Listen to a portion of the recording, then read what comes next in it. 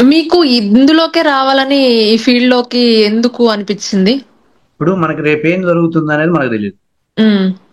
ఇంకా అలాంటప్పుడు జీవితం ఎందుకు? ఇంకా ఓకే. లైఫ్ అజ్ఞానంతో వెళ్తున్నట్టే కదా మనం. అవునవును. ఏదో ఒక జంతువు బతుకుతున్నట్టు బతుకుతున్నాం. రేపు ఏం జరుగుతుందో నీకు తెలియదు. రేపు హ్మ్. ఏమవుతుందో తెలియదు.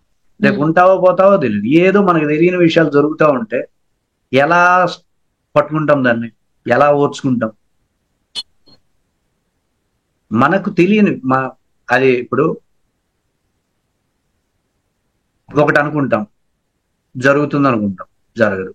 హ్మ్. సంతృప్తి పడతాం, జరగదులే, మన చేతిలో ఏం లేదా. హ్మ్. కొన్ని జరుగుతాయి, నువ్వు అనుకోని కూడా అనుకో. హ్మ్. ఓకే, జరిగింది కదా, మంచం తీసుకో. అంటే ఏంటి? ఎవ్రీథింగ్ నువ్వు ఒక ఆప్షన్. అది జరిగితే హ్మ్. హ్యాపీ, జరగకపోతే బాధ. హ్మ్. అంతేగాని నువ్వు ఆడుస్తున్నావా, ఆడుతున్నావా? నేను ఆడుతున్నా. ఆడుతున్నారు. దానికి తగ్గట్టుగా దానికి ఆడుతున్నారు. తగ్గట్టుగా ఎవడో ఆడుతున్నా. ఆడుతుంటే మనం ఆడుతున్నాం. ఓకే. శాస్త్రం ఏం చెప్పింది? అహం ఆడి బ్రహ్మాస్మి, నువ్వే బ్రహ్మవిరా అంటుంది. హ్మ్. శాస్త్రమేమో, భగవద్గీత ఇవన్నీ చదువుకోవడం వల్ల ఏమవుతుంది? ఈ విధమైనటువంటి సిచ్యువేషన్ మనం యాక్సెప్ట్ చేయలేం. హ్మ్. ఇప్పుడు చిన్నప్పుడే భారతాలు, రామాయణాలు ఇవన్నీ చదువుకున్నాక, భగవద్గీతలు ఇవన్నీ చదువుకున్నాక అవేం చెప్తున్నాయి? నువ్వే బ్రహ్మవి, నువ్వే నిర్ణయించుకుంటావు, నీకు తగ్గట్టుగా, నువ్వు నీ ఆలోచనలకు తగ్గట్టుగానే జరుగుతుంది, నువ్వు ఏది క్రియేట్ చేస్తావో అదే క్రియేట్ అవుతుంది అన్న దృక్కోణం ఆ అంశాలలో ఉంటాయి, ఆ గ్రంథాల్లో ఉంటాయి. హ్మ్. రాముడు దశరథుడికి పుట్టాడా? రాముడు దశరథుడిని ఎంచుకొని పుట్టాడు. రామాయణం ఏం చెప్తుంది? రాముడే దశరథుడిని ఎంచుకున్నాడు, హ్మ్. రాముడే సీతను ఎంచుకున్నాడు, రాముడే రావణాసురుడిని ఎంచుకున్నాడు. ఓకే. ఇది ఆయనకు అనుకున్నట్టుగా లైఫ్ లీడ్ చేశాడు కదా, అదే రామాయణం అంటే. ఓకే. అర్థమైందండి? రావణాసురుడు రాముడి భార్యను తీసుకెళ్లడం, రావణుడి స్వాతంత్రం కాదు అది. హ్మ్. రాముడు అనుకున్నాడు అట్లా. రావణాసురుడు చంపాలంటే దెర్ ఈజ్ ఎ రీజన్ కావాలి కదా. ఒకటి వెళ్ళి చంపితే ఏమవుతుంది? బాగోదు. హ్మ్. అప్పుడు రాముడిని ఏమనుకుంటారు? ఈయనకి హింసాత్మకుడు, ప్రశాంతంగా రావణాసురుడు కూర్చుంటే వెళ్ళి చంపాడు అంటారు. అవునా కదా? అంటే అవునవును. రాముడి జీవితంలో అన్ని ఎట్లా జరిగినాయి? ఆయన ఎంచుకున్నాడు, ఆయన చూజ్ చేశాడు, ఆయన జరగాలనుకుంటే జరిగింది. కృష్ణుడు కృష్ణుడి లైఫ్ లో ఆయన పుట్టుక దగ్గర నుండే చూడండి, పుట్టుక దగ్గరే, పుట్టిన తర్వాత కాదు. హ్మ్. అష్టమ గర్భంలో పుట్టాలనుకున్నాడు, అష్టమ గర్భంలో పుట్టాడు. ఓహ్! ఓకే. నేను ఇక్కడ జీవించను, నందనవనంలో జీవించాలి, ఆ వాస్ యశోద దగ్గర నేను పెరగాలి అనుకున్నాడు, యశోద దగ్గరే పెరిగాడు. ఓకే. మనం ఏదనుకుంటే మనమే అది. ఆ, మరి ఇప్పుడు కృష్ణుడి లైఫ్ లో ఏదైనా సరే, ఆయన లైఫ్ లో ఒకటి ఇష్టం వచ్చినట్టు జరిగిన ఒక ఇన్సిడెంట్ చూపించండి. హుహు. లేదు. ఆయన ఏదనుకుంటే అదే చేశారు. అదే చేశాడు, అదే జరిగింది. అన్ని ఆయన ఏదో కూర్చున్నట్టుగా, సర్దుకుంటున్నట్టుగా, ఇదిగో నాకు ఇప్పుడు ఇది జరగాలి, ఇది జరగాలి, ఇది జరగాలి, అట్లనే ఉంది. ఓకే. ఓకే. చివరికి ఇతరుల జీవితాలలో కూడా ఈయన అనుకున్నట్టే జరిగింది. ఓకే. పాండవులు కౌరవులు కొట్టుకు చావాలనుకున్నాడు, కొట్టుకు హ్మ్. తెచ్చాడు. అంటే ఏం నేర్చుకుంటున్నాం మనం? కృష్ణుడిని చూసి, రాముడిని చూసి ఏం గమనించాలి మనం? అంటే ఆహ్, మనము ఏదైనా చెయ్యొచ్చు. అది జరుగుతుంది. అది జరిగి తీరాలి, జరిగిద్ది. లేకపోతే వాళ్ళు జరిగి ఎందుకు, తీరాలి. అసలు వాళ్ళ హ్మ్. జీవితాలు మనకి రామాయణం ఆ! ఎందుకు చదవాలి? మనమేంటంటే లైఫ్‌లో ఏదో జరుగుతుంది. దాని ఫ్లోతో ఎళ్తున్నాము. కానీ అది గాదు కరెక్ట్. ఆ, ఫ్లోలో వెళ్ళొద్దు. అది ఏదో ఉంది మొత్తానికి, అది ఏదో ఏదో ఆ! రాంగ్ బటన్ నొక్కే అది జరిగింది. ఏదో తెలియక రాంగ్ బటన్ నొక్కాం, అది జరిగింది. హ్మ్. రైట్ బటన్ హ్మ్. నొక్కాలి. శ్రీకృష్ణుడి జీవితంలో జరిగింది, రాముడి జీవితంలో జరిగింది, నీ జీవితంలో జరుగుతుంది, నువ్వు అంత గొప్పోడిగా అంటే, నేను అంత గొప్పోడిని కాకపోతే అవి ఎందుకు నాకు? ఇప్పుడు హ్మ్. రామాయణం ఎందుకు అసలు? అవును. నువ్వు కూడా ఇలా జీవించవచ్చు అని చెప్పడం కోసమే కదా. రాముడు అంతటి వాడు ఆ! మానవుడులా ఓకే. జన్మించడం ఎందుకు ఇంకప్పుడు? అవును. అంటే ఇప్పుడు నాకేమర్థమైందంటే మనం ఏదనుకున్నా అది జరిగిద్ది. అది జరిగి జరిగి తీరుతుంది, తీరుద్ది. కాకపోతే మనం రాంగ్ బటన్స్ నొక్కుతాం రాంగ్ తెలియక. తెలియక మనం రాంగ్ డైరెక్షన్స్ ఎళ్తున్నాం. ఎవ్రీథింగ్ ఈజ్ పాసిబుల్ అంతే. సృష్టిలో ఆ! ఏదైనా జరగాలి, జరిగి తీరాలి అంతే. తీరాల్సింది. ఓకే. రాముడికి కృష్ణుడికి తేడా ఏంటంటే, రాముడు ఒక 4, 5 యుగాల బ్యాక్వర్డ్, హ్మ్. అవుట్ అవుట్డేటెడ్ వ్యక్తి రాముడు. ఆ టైంలో టెక్నాలజీ ఎంతవరకు వచ్చింది? తన జీవితంలో పుట్టుక దగ్గర నుండి చావు వరకు ప్రతిదీ తనే ఎంచుకున్నాడు. అప్పుడు క్రియాయోగంలో ఏముందన్నట్టు సబ్జెక్టు ఓకే. ప్రతి మనిషి తన జీవితంలో ఎంతవరకు ఏది అనుకుంటే అది జరిగేలాగా డెవలప్ అయింది సైన్స్. కృష్ణుడి దగ్గరకు వచ్చేసరికి ఏం జరిగింది? కృష్ణుడు తన జీవితంలోనే కాదు, ఇతరుల జీవితంలో కూడా తను అనుకున్నట్టే చేసుకుంటూ వచ్చాడు. ఉమ్, ఇతరుల జీవితాలను కూడా శాసించడు. వాడు ఎప్పుడు సావాలి, ఎప్పుడు పుట్టాలి, ఉమ్. ఎలా చావాలి, చస్తే. అన్ని అతనే. నిర్ణయాధికారం తీసుకున్నాడు అంటే సబ్జెక్ట్ ఎంత ఉంది. చాలా ఉంది. ఒక వ్యక్తి అలా చేశాడు కదా, శిశుపాలుడు ఎలా చచ్చిపోవాలి, 100 తప్పులు చేయించి మరీ చంపాడు. ఉమ్, వాడెవడో ఒక రాక్షసుడు, వాడెవడో ఒక రాజు. యుద్ధంలో గెలిచినట్టుగా వాడికి భ్రమ కలిగించి పారిపోయినట్టుగా ఈయన యాక్టింగ్ చేస్తాడు కృష్ణుడు. పారిపోయినట్టుగా యాక్టింగ్ చేసి ఒక గృహలోకి వెళ్తాడు. గృహలోకి వెళ్ళి అక్కడ మాయమైపోతాడు. అక్కడ నిద్రపోతున్న ఒక ఋషి ఉంటాడు. కొన్ని వేల సంవత్సరాలుగా నిద్రపోతుంటాడు. అతను వరం, నన్ను నిద్ర నుండి లేపినోడు తల పగిలిపోతుంది అని ఒక వరం ఉంది అతను. ఇవన్నీ వీడికి తెలియదు. వాడి కృష్ణుడిలాగా అనుకుని లేవై కృష్ణ అని లేపితే వాడు లేస్తాడు, వీడు తలకాయ. వాడు చావు నిర్ణయించింది ఎవరు? అలా జరగాల కృష్ణుడే. ద్వారకనే నదిలో పెట్టాలి, సముద్రం మధ్యలో, సముద్ర గర్భంలో ద్వారక సేఫ్టీగా ఉంటుందని ద్వారకలో నిర్ణయించింది ఎవరు? భౌతికమైన వస్తువుల మీద కూడా గ్రిప్ ఉంది కదా ఆయన. ఫిజిక్స్ మీద కూడా గ్రిప్ పెట్టుకున్నాడు. అవునా కదా?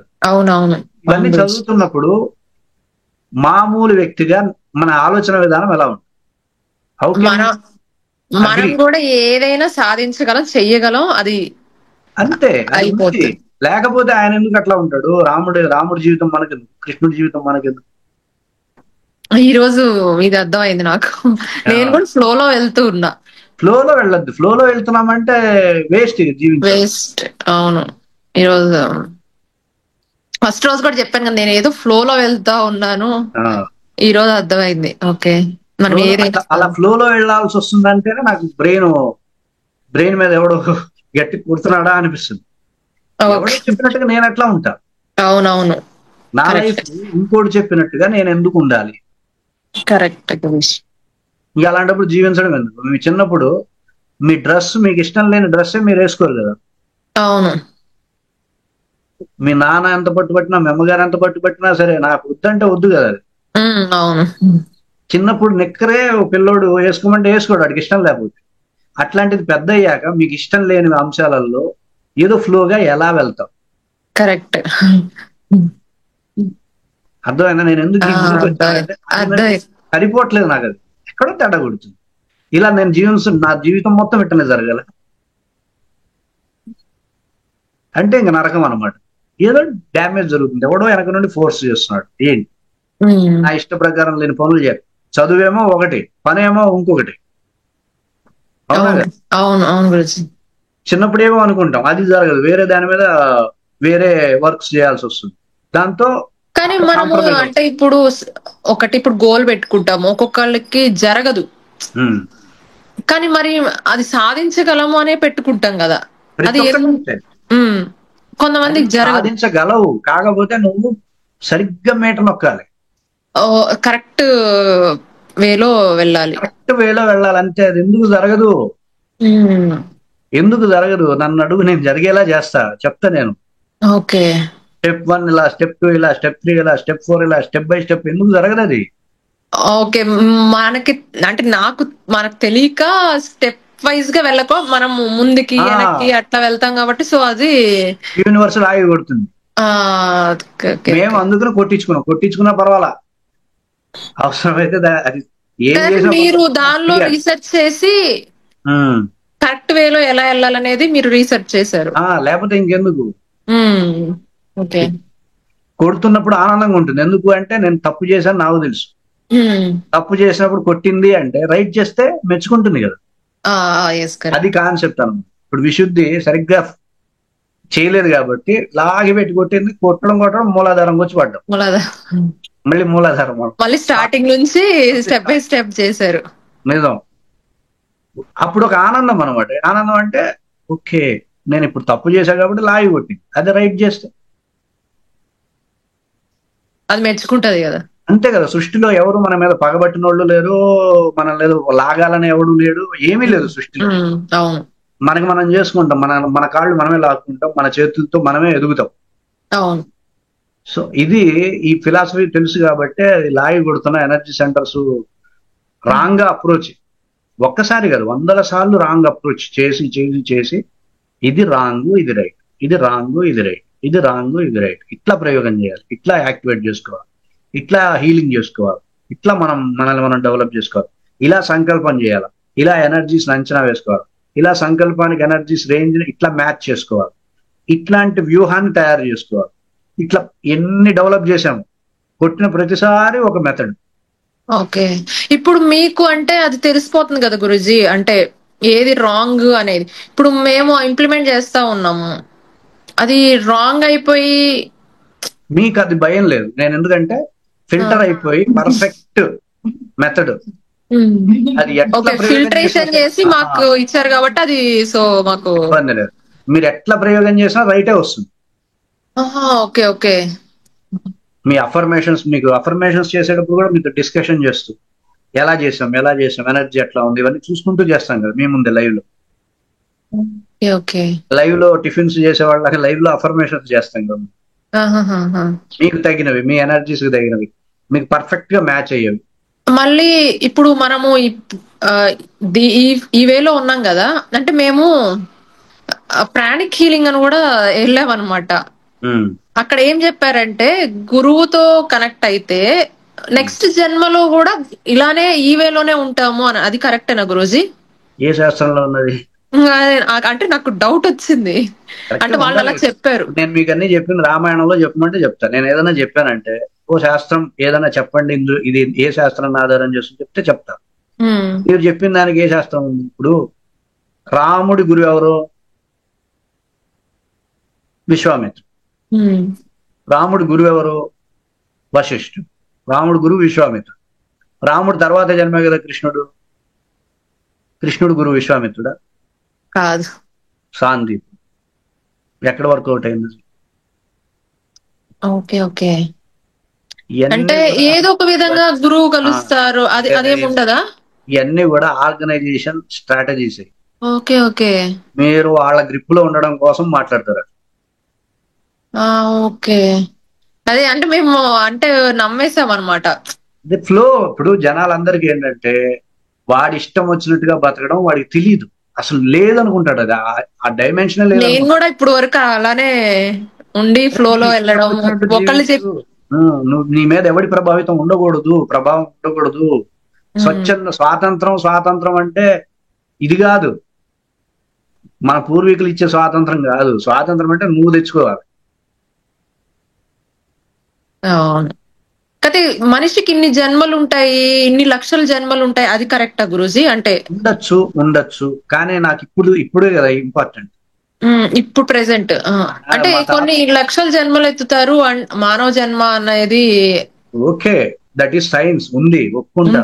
ఓకే, ఉంది, జన్మలు ఎత్తడం ఉంది. జన్మలు లేకపోతే పరిణామం ఎట్లా జరుగుతుంది? కానీ గతం మనకి ఇంపార్టెంట్ కాదు.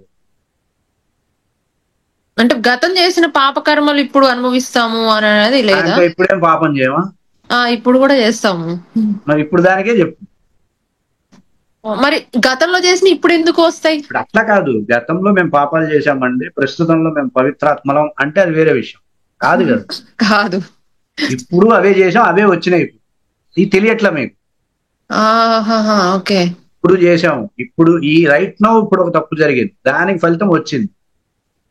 ఇది మాట్లాడు. ఇప్పుడు ఏదో మిస్టేక్ చేశా కదా, అది వాడికి తెలియదు. తెలియకపోయేసరికి ఆ ఎదుటికి కూడా తెలియదు కదా. ఏదో పూర్వజన్మలో చేసి ఇప్పుడు జరిగిందే దానికి వచ్చింది. మరి పూర్వజన్మనే ఇప్పుడు ఉండదా? ఏ జన్మ ఎప్పుడు తప్పుడే. చూడండి, నేను పనికి మాలినోడిని అన్నా, ఆ పనికి మాలినోడిని అనే పదం ఎండ్ అయిపోయే లోపు నా ఎనర్జీ డౌన్ అవుతుంది. నేను అదృష్టవంతుడిని అన్న, అక్కడికక్కడ రిజల్ట్ ఉంది కదా.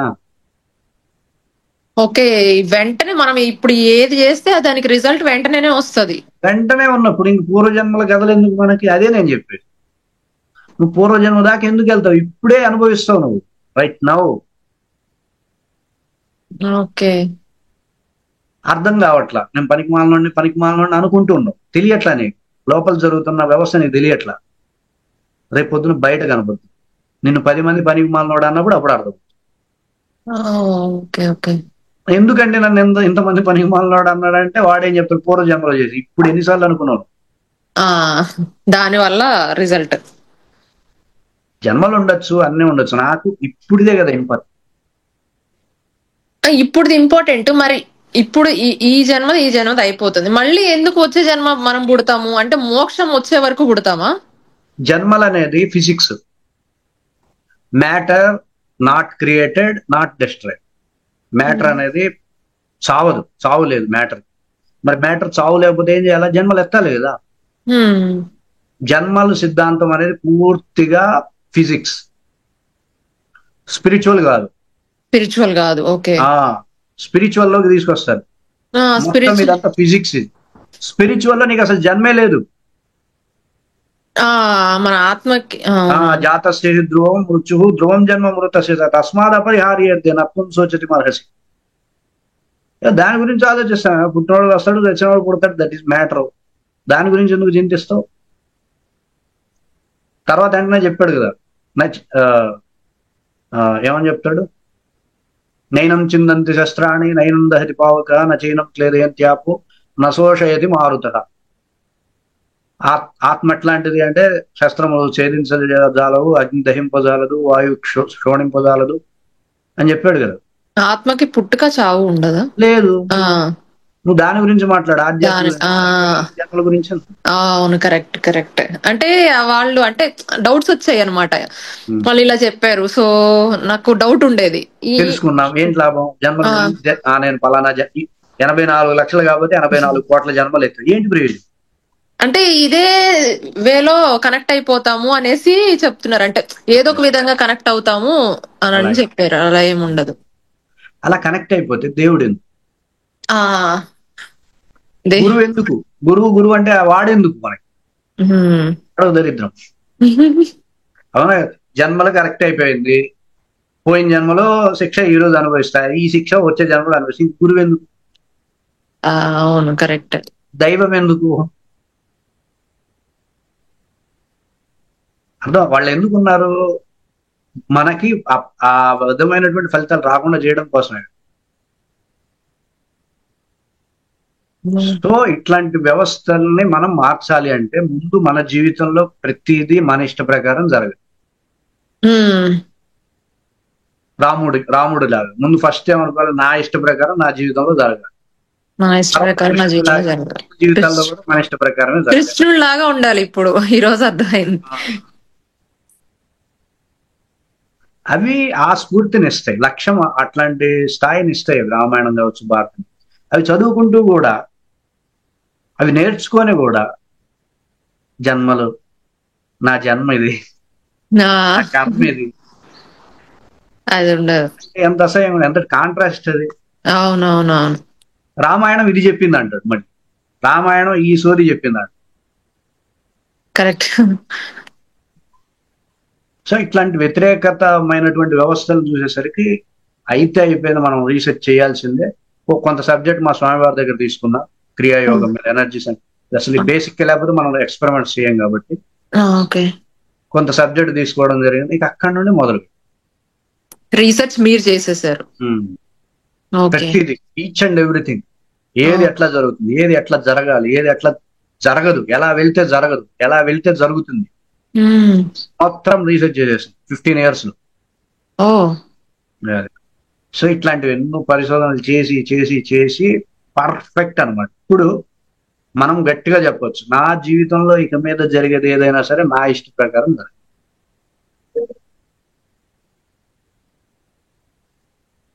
అట్లాంటి గ్రిప్ వచ్చేస్తుంది మన క్రియాయోగం మొత్తం అర్థం చేసుకుంటాం. ఎందుకంటే మనం శాస్త్రం ప్రకారం వెళ్తాం, ఏదో అడ్డగోలుగా వెళ్ళం. శాస్త్రం ఏం చెప్పింది అది దాన్ని తీసుకుంటామే తప్ప ఎవరు ఏది చెప్పారో అది అసలు పట్టించుకుంటారు. అందుకని చాలా మంది కోపం వస్తుంది. ఇప్పుడు జన్మలు అంటారు, వాళ్ళకి జన్మలు అంటే ఇష్టం కావచ్చు, దాని గురించి నేను మాట్లాడితే ఇష్టపడతాను. జన్మలు ఎందుకు నాకు? ఇప్పుడు నాకేం అది కావాలి, ఉపయోగం లేదు. ఉపయోగం లేదనేసరికి అంటే జన్మలు లేవంటారా ఇటు తీస్తాడు.